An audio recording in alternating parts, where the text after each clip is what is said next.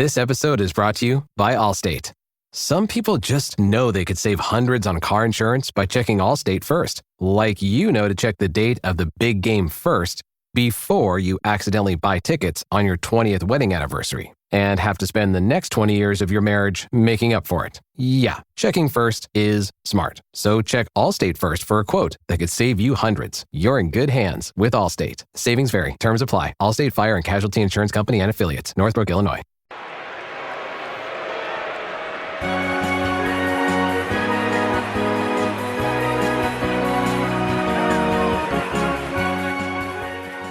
Attending Fenway Park, the home of the Boston Red Sox, has an almost religious feel for any baseball fan. These walls watch Cy Young, Babe Ruth, Tris Speaker, Ted Williams, Carl Yastrzemski, Roger Clemens, and Pedro Martinez fill its stands with loyal fans night after night.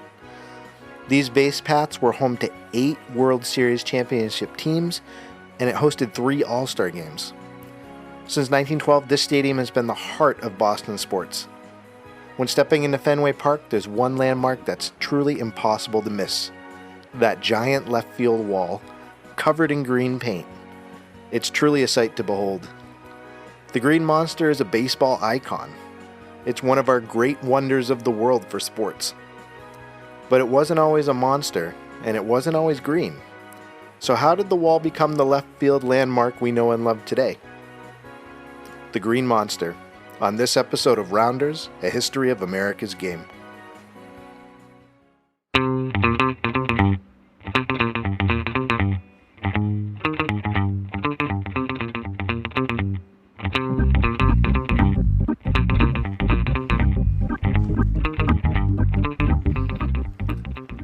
Hey everybody, I'm Jeff Lambert. I want to thank you for tuning in to the 3rd episode of Rounders, A History of America's Game. Man, I'm excited. Things have been getting better week by week. I'm really encouraged by the growth we've had. We're up to 100 subscribers on Facebook. We're growing on Instagram. I just launched the Twitter page, and we've seen some growth there. And the thing I'm liking the best is I'm getting some feedback, some interaction from some of the people that are following the podcast. And that's really what I want. I want people who are interested in the topic to not only enjoy the show, but to start conversations with me about what we're talking about. And I think that's really what I want to start here, is a discussion about the sport that we all care about. So thank you for your support. Thank you for your patronage. It's been a real exciting couple weeks getting this going. So last week was fun. We got to talk about Jackie Mitchell, the woman who struck out Babe Ruth and Lou Gehrig back to back. And it was neat seeing some of the feedback on that topic from different people on social media. There seems to be a pretty good split in terms of if people think it was a legitimate event that occurred or if it was all just something that was staged by the owner of the Chattanooga Lookouts and he was in cahoots with Babe Ruth and Lou Gehrig doing this. As I stated in the previous show, I fully believe that Jackie Mitchell accomplished what occurred in that game, that she legitimately struck out those 2 Hall of Famers. But it was a good conversation to have, and we got a chance to look on social media throughout the rest of the week, other women who were able to break barriers and become more involved in men's professional baseball over the years, leading all the way up until today. And so I certainly hope that that trend continues. I think there's a lot of talented people out there that should be able to play in professional sports regardless of their gender. So we'll see what happens with that, and it was fun taking that trip through history to learn about some of these things that I honestly had never heard about before. So then it came time to pick an episode for this 3rd podcast, and I decided to go back to my roots. So I grew up a Red Sox fan, and I wanted to do something on my city's team. So in thinking about topics, I thought about every year I'd go to the park at least once.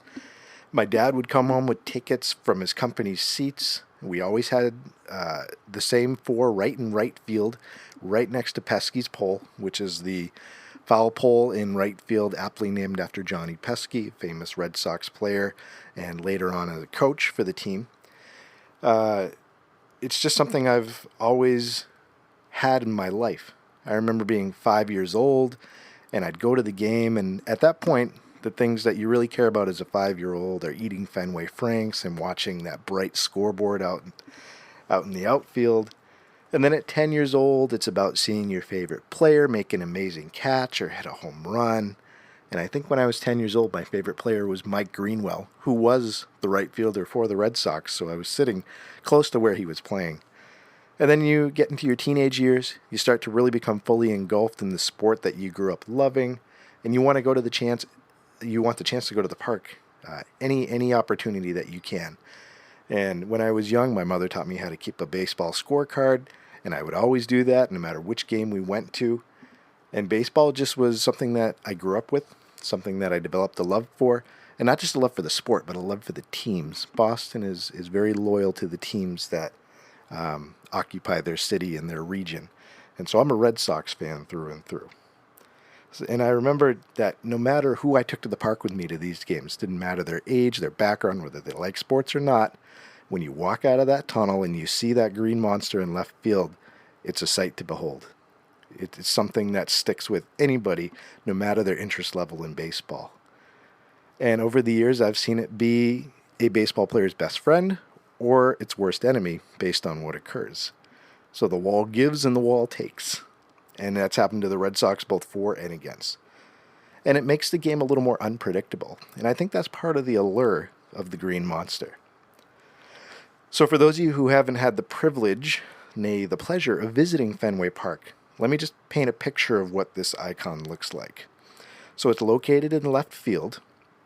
It begins from the foul pole and extends all the way to center field, which is approximately 231 feet.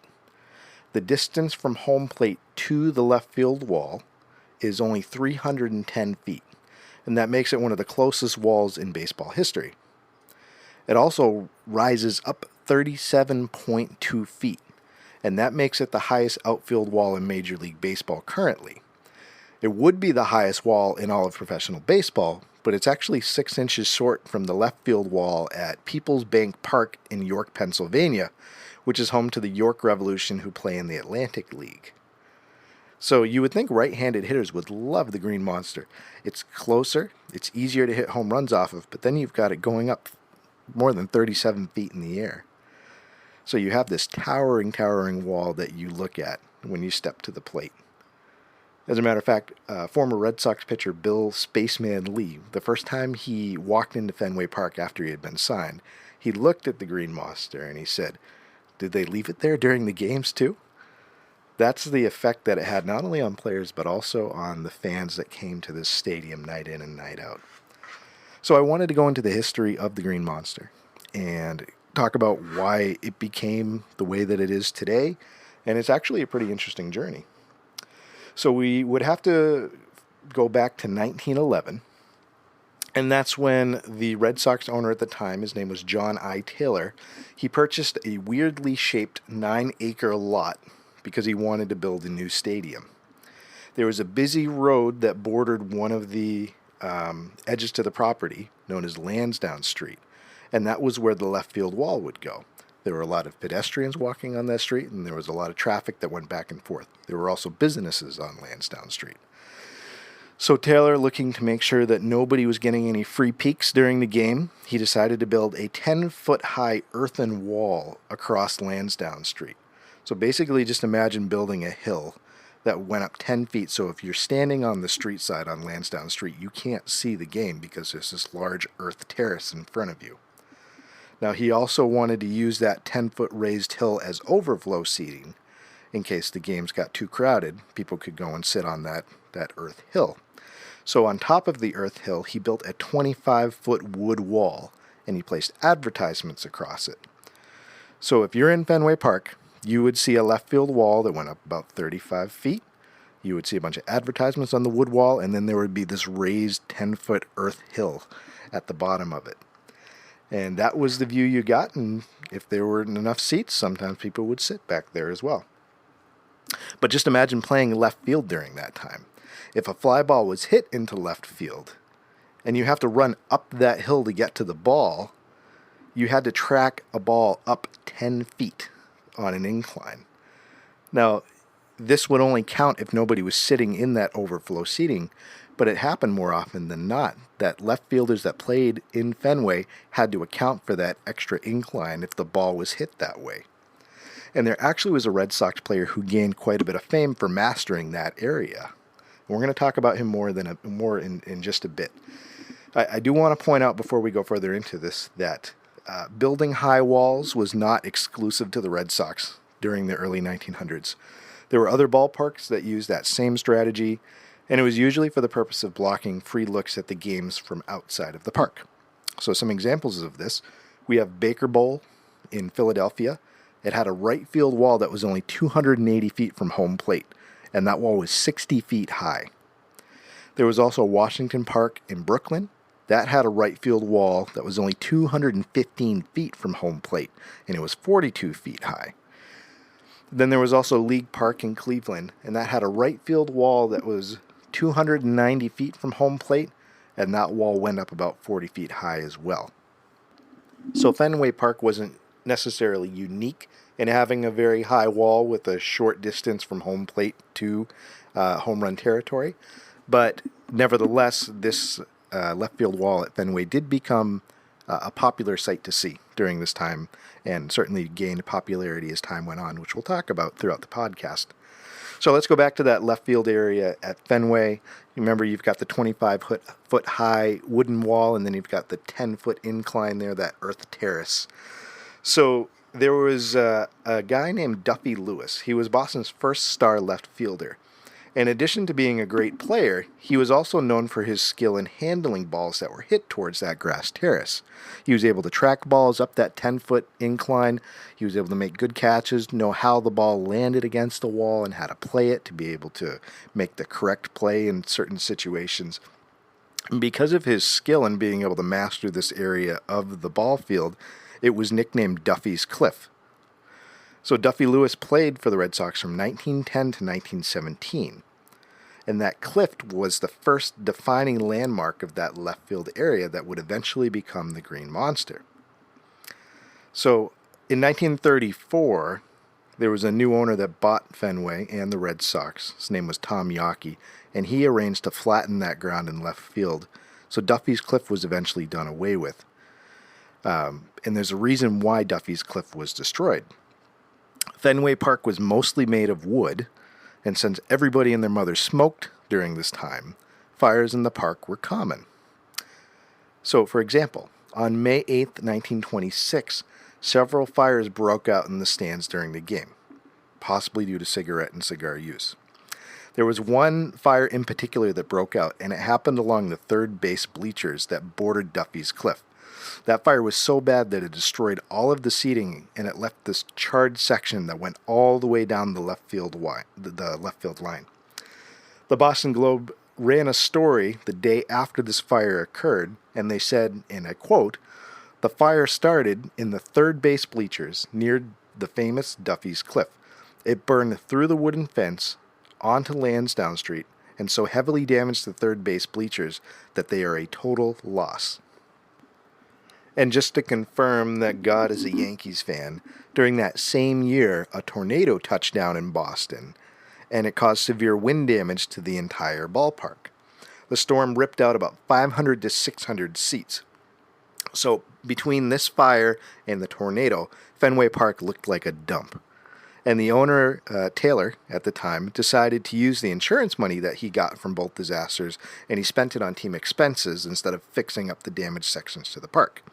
So from 1926 to 1933, left fielders could just run into this vacant, burned-out left field area to catch foul balls. There was nothing there. And the park as a whole just looked really run down and really dilapidated, but especially along the left field line where Duffy's Cliff was. So going back to Tom Yawkey, he came in as the new owner in 1933, and he declared that he was going to fix up the ballpark, and that included the installation of a new left field wall. So during the summer before the 1934 season, the new outfield wall was being built. Now, right before the completion at the start of the season, another fire broke out. And supposedly, this was from a tipped-over heating stove that was in the ballpark. Now, what someone was doing with a heating stove in July is beyond me, but the fire ruined most of the construction that was being done, and it was dubbed by the Boston Globe at the time as, quote, one of the worst disastrous fires in recent Boston history, end quote. So Mr. Yawkey, after all that work, lost a ton of money, but he took no chances the second time around, and this time he decided to build that left field wall area with a concrete base and build the wooden wall on top of that for advertisements. But he made sure to cover the wall in tin to prevent any more fires, and that seemed to work. So now you have this new hollow concrete base where Duffy's Cliff used to be. And that was the spot for a new scoreboard in Fenway Park.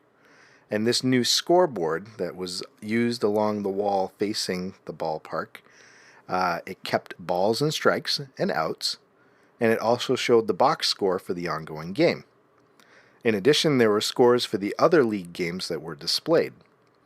Now, all of these display numbers and words needed to be changed by hand, and it's still done that way to this day at Fenway Park. So inside the concrete base, behind the scoreboard, you had two individuals sitting in there, and they would change the scores and change the information as the game went on. And that inside area became very popular for not only left fielders, but other players who visited Fenway Park. They wanted to go in and see this feature, and thousands of players, ever since this was built, have stepped inside and left their signature inside that concrete base. Babe Ruth's autograph is reportedly somewhere on the walls in there.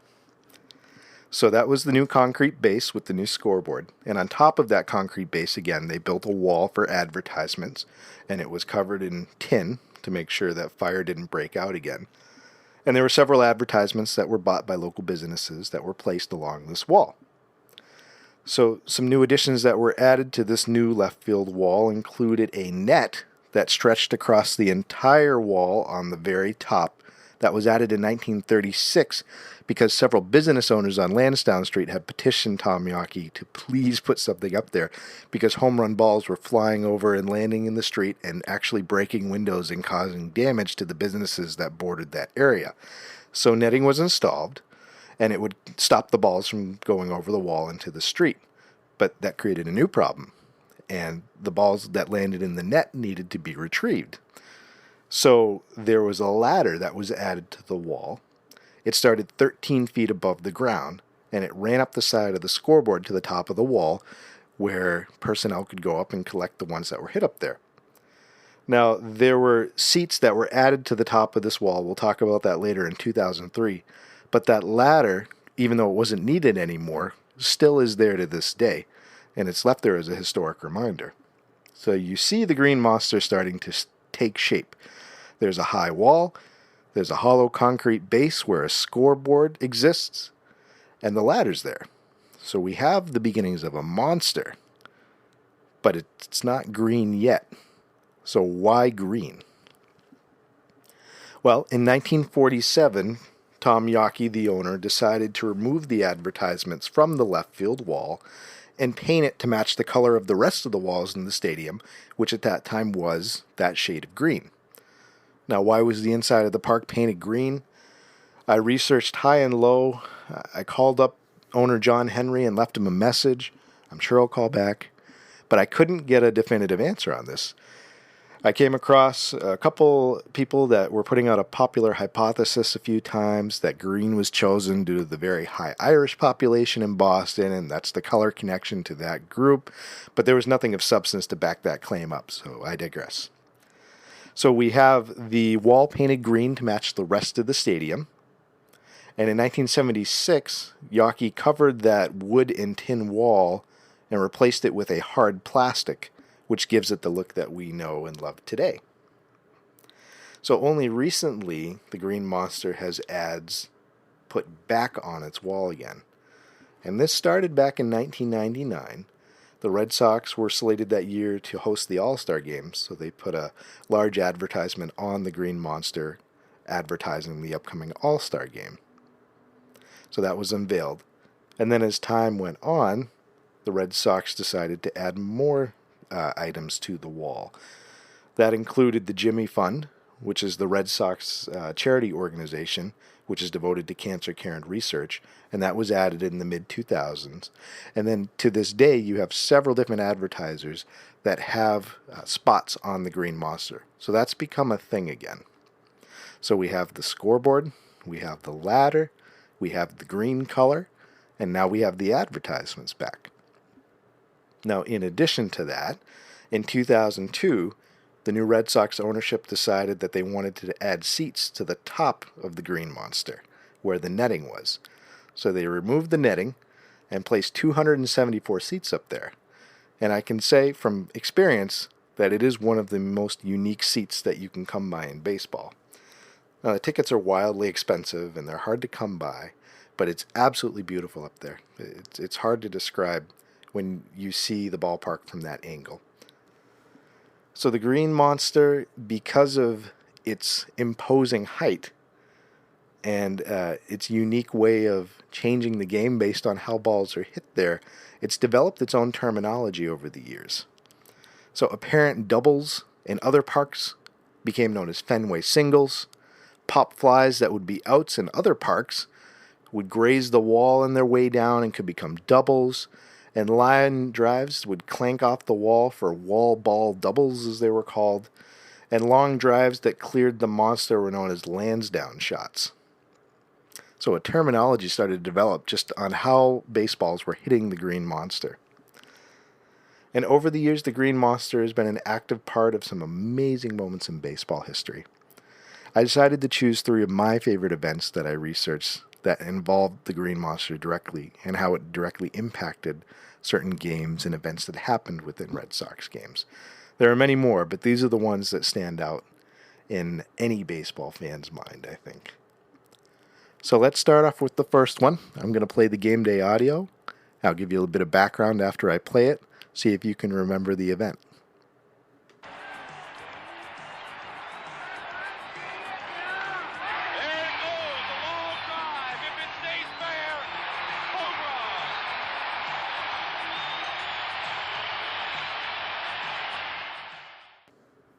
So that audio is from Game 6 of the 1975 World Series between the Boston Red Sox and the Cincinnati Reds.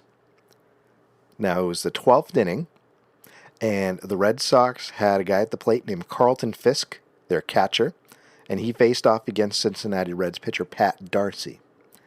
Fisk hit a ball that went down the left field line, and it was appearing to be heading foul.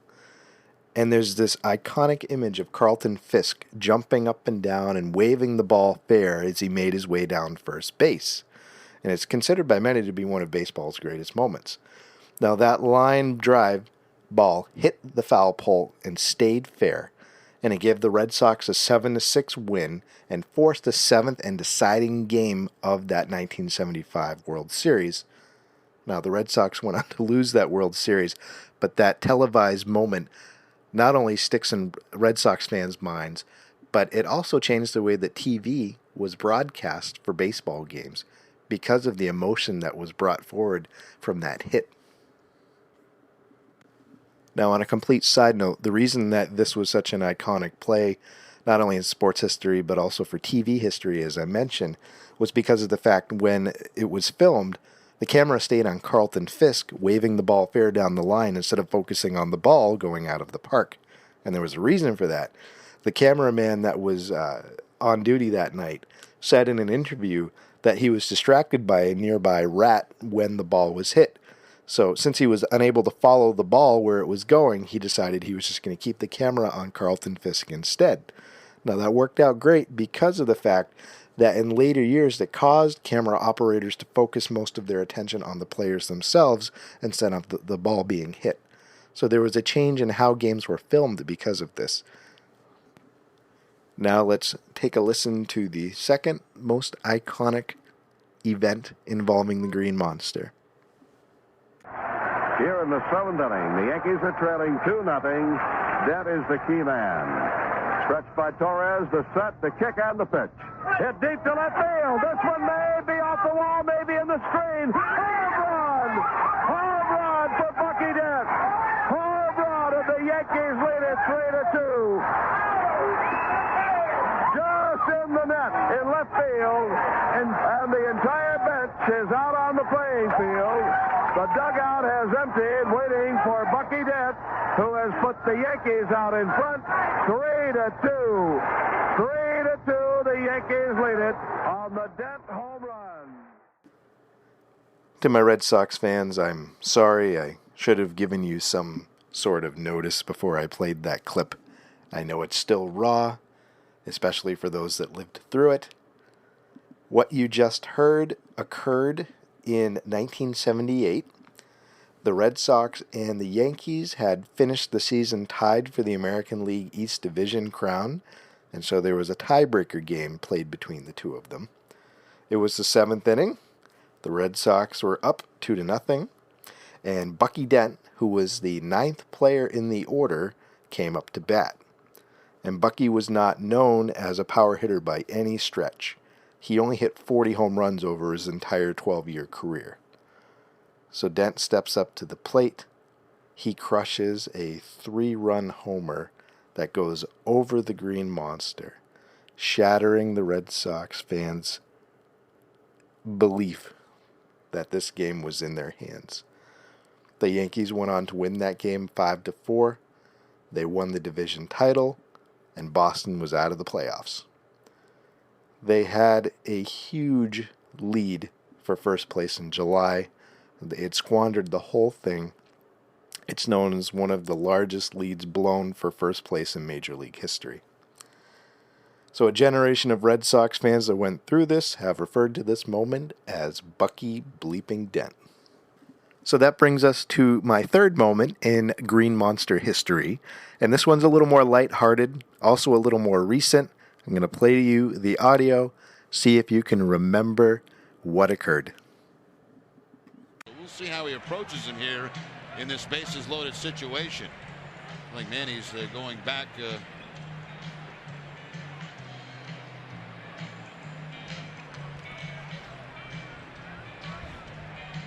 Where's he going? He's going behind the scoreboard. Guys used to go back there too, you know. Yeah. Yeah. Door was open, so and he's heading on in. Maybe there's a fan in there or something. They keep him cool.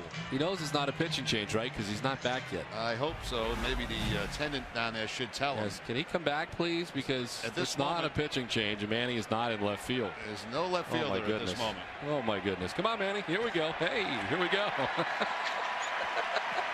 Welcome back. Come on back, Manny. I mean...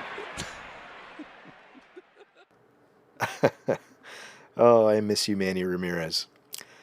So to give you some background on that audio clip, it was July 18th, 2005, and the Red Sox had Manny Ramirez in left field.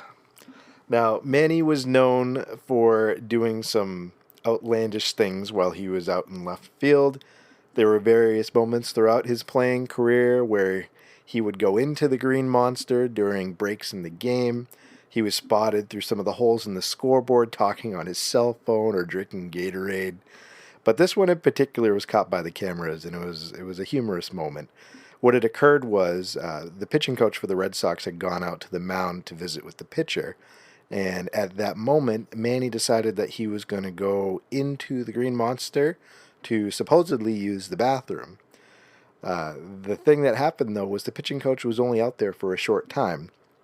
So the entire game had to be held on delay while Manny finished what he was doing in the Green Monster and came back out to left field before the next pitch was released. It just goes back to that popular saying at the time when he was on the Red Sox, that's just Manny being Manny. Before we wrap up the show, we need to take a step back. I forgot to go to our 7th inning stretch and talk about how you can continue to support the podcast. So we will be right back after this message.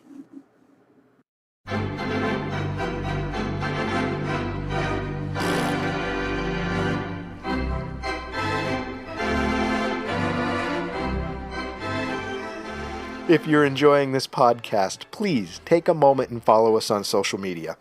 We're on Facebook, Instagram, and Twitter at Rounders Podcast. That's one word, Rounders Podcast. If you subscribe, you'll get photos, quotes, and short event summaries from baseball's rich past in your feed on a regular basis.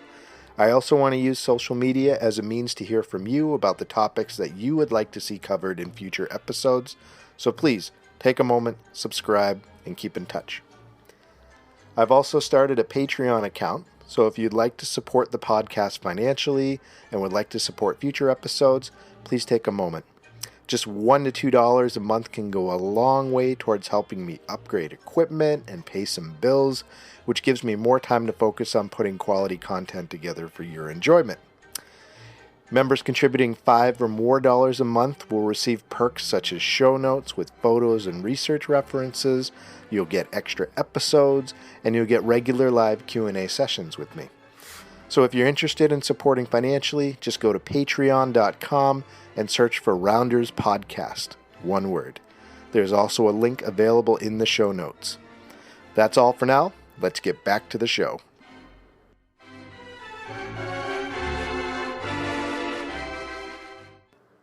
Welcome back, everybody.